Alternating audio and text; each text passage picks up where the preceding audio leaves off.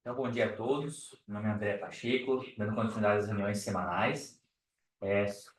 Só para dar uma introdução, as reuniões são semanais, a gente traz sempre um tema relacionado à arritmia, fisiologia, e ou um artigo, uma discussão de caso. A gente faz uma introdução inicial, apresentação, e depois um tempo bom para responder perguntas e debate, tá bem?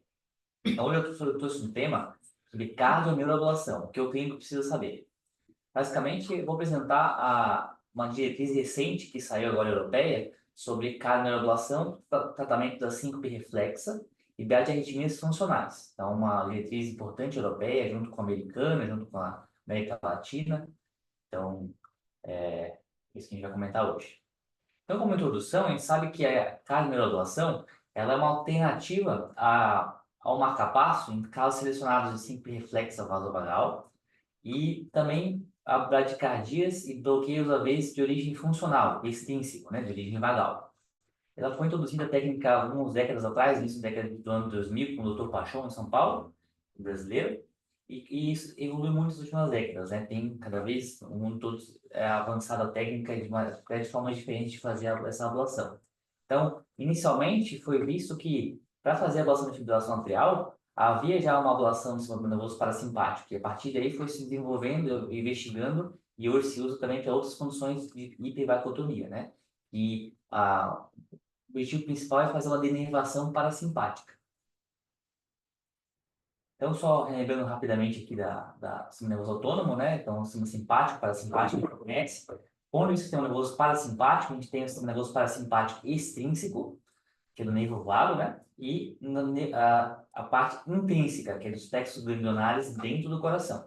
Então, no sistema nervoso parasimpático, a gente tem os neurônios pré-sinápticos, né? O sistema nervoso central e pela via nervo vago e vão até o coração, agem no AV, no ato no ventrículo, no miocárdio, também nos plexos ganglionares dentro do coração, na via epicárdica. E o pós-sináptico, lá dentro do coração, então, que é chamado de gânglios autonômicos, né? Que são distribuídos principalmente no epicárdio do coração.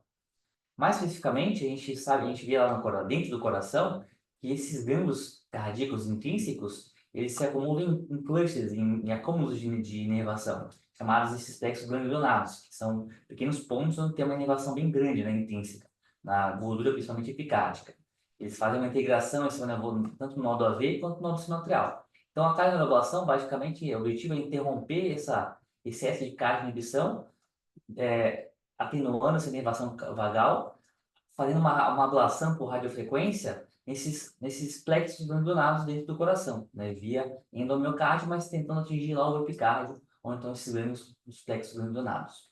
Então, existe já vários estudos que, principalmente o do AMO, que criou uma nomenclatura, né, os 5 principais gânglios plexos dentro do coração. Então, são os gânglios superior lateral direito, inferior posterior lateral direito, superior lateral esquerdo, inferior lateral esquerdo e medial. Então, são esses 5 pontos principais que não se acumulam a inervação nesses gânglios, né, que são os alvos da radiofrequência da ablação, né, cada ablação. Cada um tem suas características, né? O nódulo sinoatrial aqui, principalmente o superior lateral direito, e que interfere principalmente no AV também o medial, mas não é só isso, né? Tem várias nuances dentro disso, mas só para ter uma ideia geral. Falando especificamente sobre a síndrome reflexa, né? A via final da síndrome reflexa é o aumento do sistema nervoso parasimpático, com abolição no simpático, na via final dela, né? E que pode acontecer tanto bradicardia, principalmente por uma hiperidose parasimpática, ou uma hipotensão, principalmente pela saída do simpático, ou ambos, né? Na forma mista. Então, a síndrome reflexa, a forma cardio-inibitória, que é o principal alvo da cardioregulação, que é aquele que salva uma bradicardia, ela pode ser espontânea ou induzida pelo tilt. Do ponto de vista clínico, para a gente conseguir ver o paciente que é mais provável que seja cardioinibitório, são pacientes mais jovens, são simples início mais rápido, sem tanto pródromo, né? É mais comum nesses cardioinibitórios ter aquelas simples convulsivas, movimentos tônicos convulsivos que simulam a convulsão até, ter trauma também. E a minoria dos tilt testes é isso, né? Entre 6% e 80%, de acordo com a corte, é a cardioinibitória, é a minoria dos casos no tilt teste, né? E para eu conseguir ver esses pacientes com cardioinibitória, eu posso usar tanto o tilt teste, que é uma opção, e com suas limitações, mas é uma forma boa de selecionar o paciente, é o que a gente tem, Ou o monitoramento implantável também, que é outra forma mais espontânea da gente conseguir ver a inibição. Então, são as formas que a gente tem que conseguir ver o paciente. Às vezes, teste ergométrico também, né? O paciente faz mais prova vagal, pós-teste ergométrico, a gente consegue detectar também essa sistolia ou bradicardia. Então, é importante aqui a gente relembrar aqui a classificação do tio-teste, que é do VASES, né? Que é, a gente classifica lá em tipo 1, e vai ser falado isso ao longo quando a gente fala sobre cardiovasculação, que é tipo 1, que é uma mista, tanto a bradicardia quanto a da pressão, sem o batimento cardíaco sair abaixo de 40.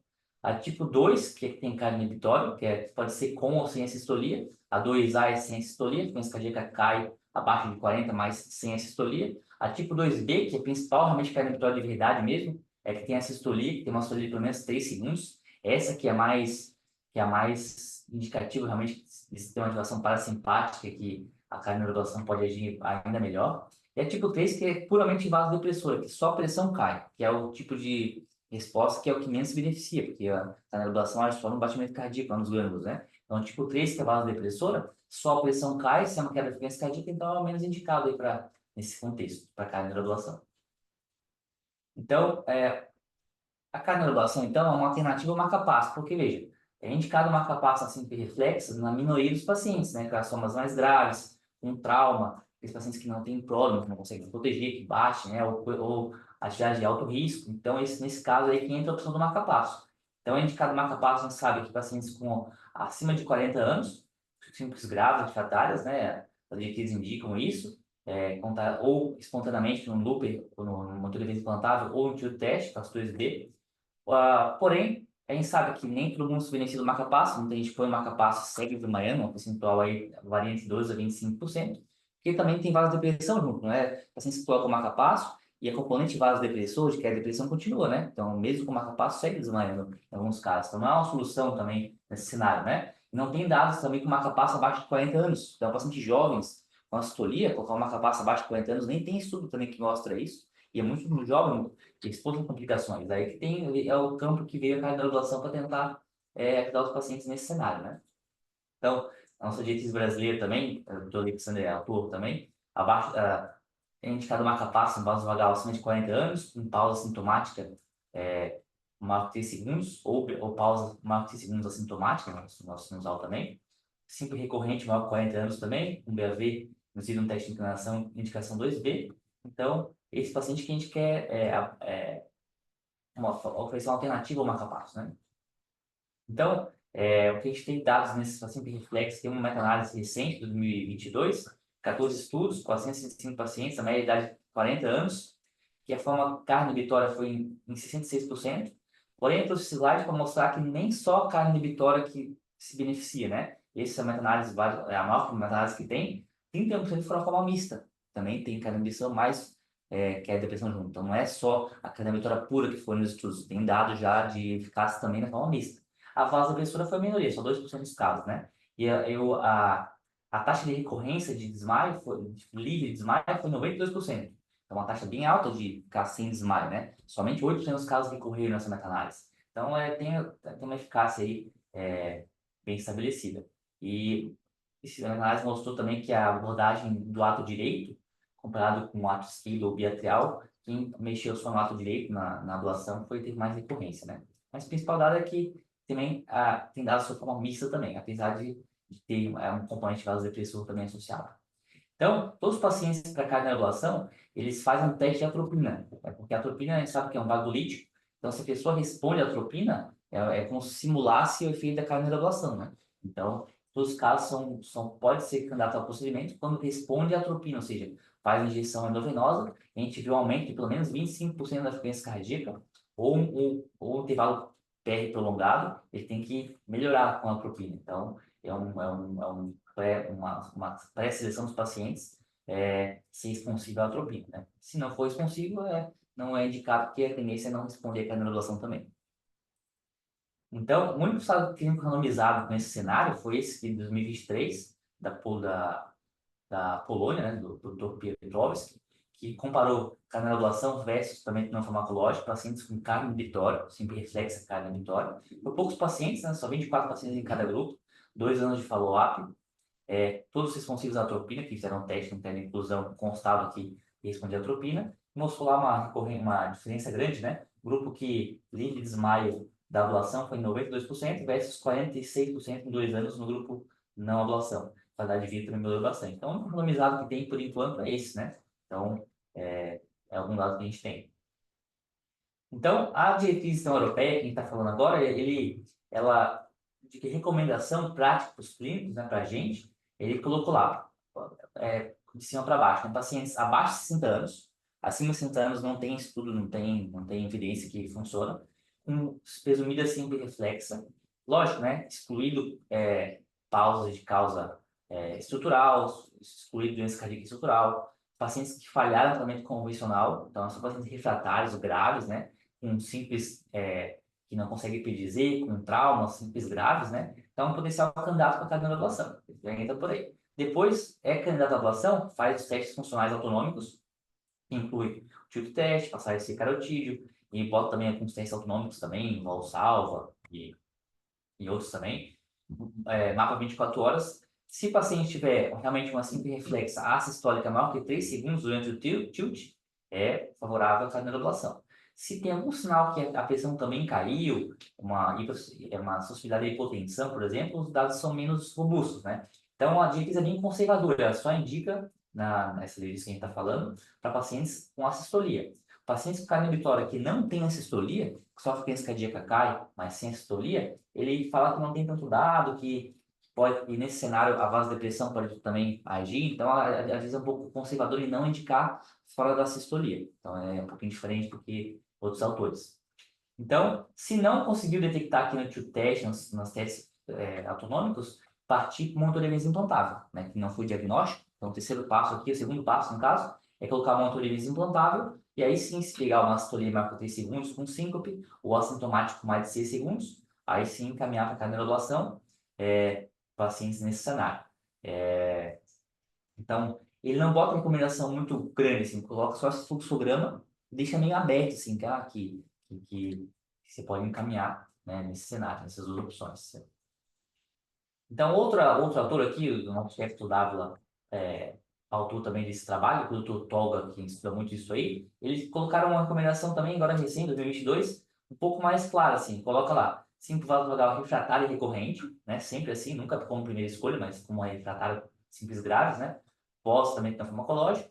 Se eu tenho uma astoria espontânea no motor de vênus implantável, carne inibitório, abaixo de 40 anos, e cadê a doação? Se é acima de 40 anos, aí eu posso discutir, né, se foi uma doação ou uma capaço, é uma opção. Se eu tenho uma forma astólica induzida no tio teste, ela é uma recomendação amarelinho, mais fraca, porque quando a candidatura no tio teste é um pouco não tão espontâneo quanto é no motor de eventos, então responde um pouquinho pior, assim. Então, mas pode ser indicado como 2A também amarelinho.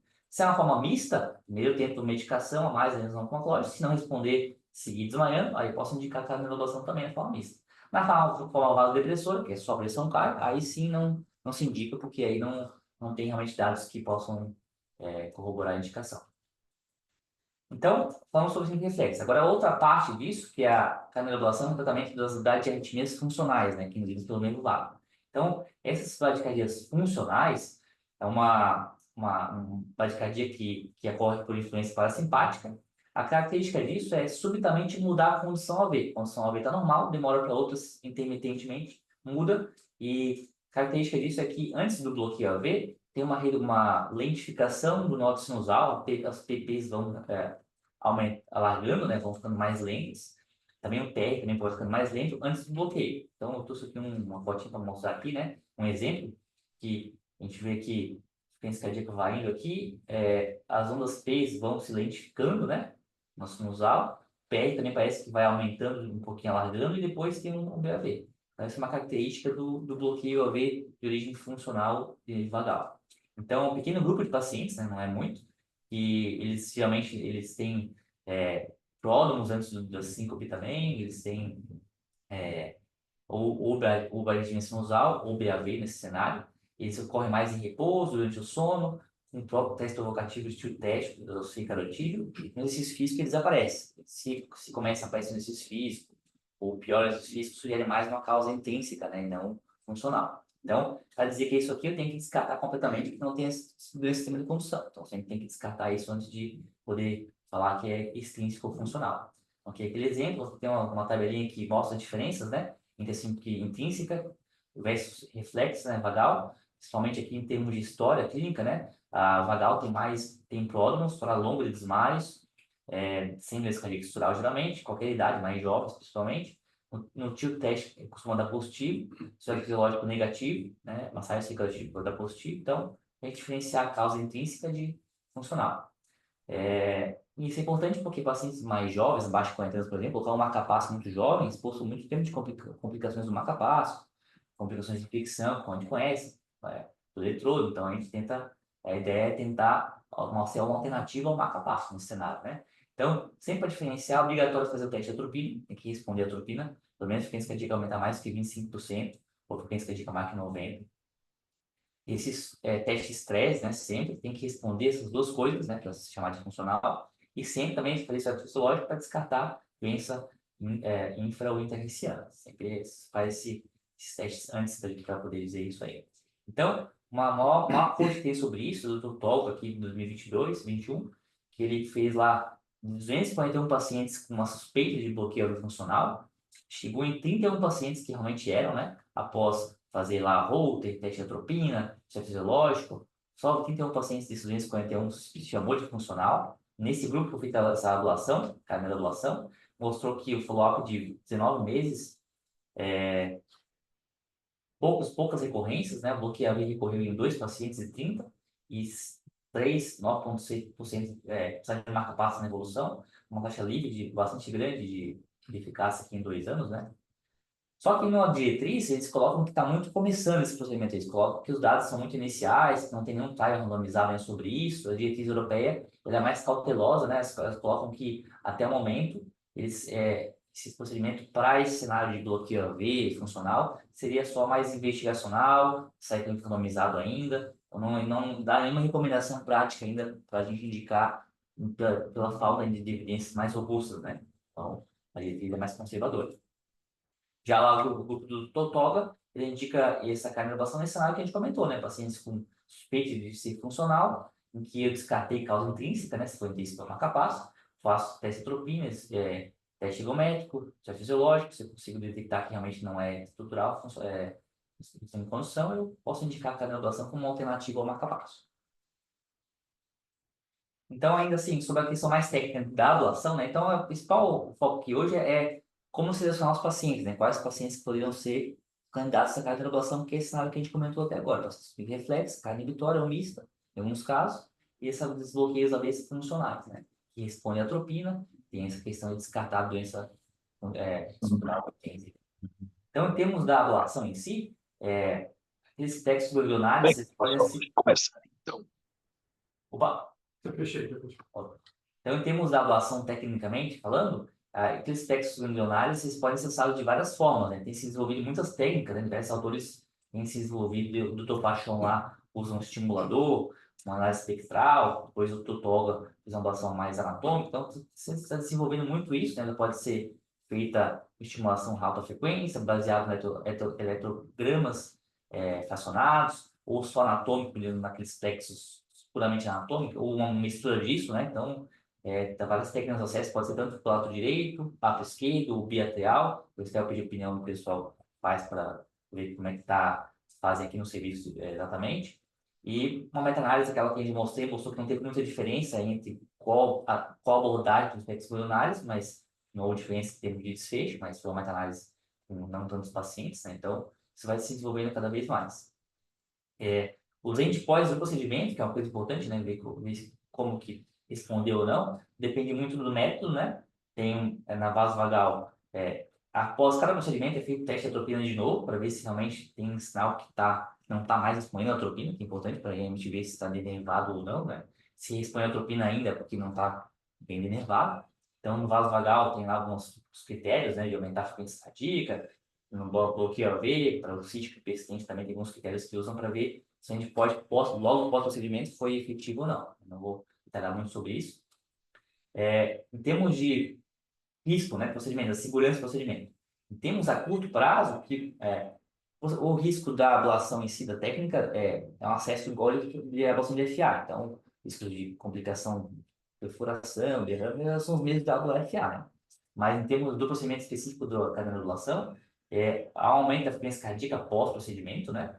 Que às vezes o paciente fica bastante sintomático, inclusive, tem que usar beta-bloqueador, valdatina, e assim, a gente vê também depois se a recuperação da frequência cardíaca poderia predizir uma reinervação, né? Seguindo os pacientes depois com outro, eventualmente tipo teste também. E uma outra coisa que preocupa assim, mais a longo prazo é como faz a denervação vagal. A gente sabe que a denervação vagal também tem um papel protetor, né, em termos de aumento de frequência cardíaca, da variabilidade do RR, né? Então, ele reduz a variabilidade do RR. Então, em alguns cenários, poderia aumentar o risco de cardiovascular, de arritmia ventricular, infarto. A gente não sabe se acontece isso no cardiovasculação, mas esse fenótipo aqui de reduzir a questão autonômica poderia, né, ter esse risco no futuro de ter uma complicação nesse sentido. Então, limitações dos dados disponíveis, né? A gente sabe que ainda que os dados são mais a médio e curto prazo dos trabalhos, né? Então, os trabalhos mais longos, assim, com um horizonte mais longo de tempo são importantes para a gente ver questão de segurança e eficácia. É importante a questão do placebo, né? Assim como o marca-passo pode ter um efeito placebo no procedimento.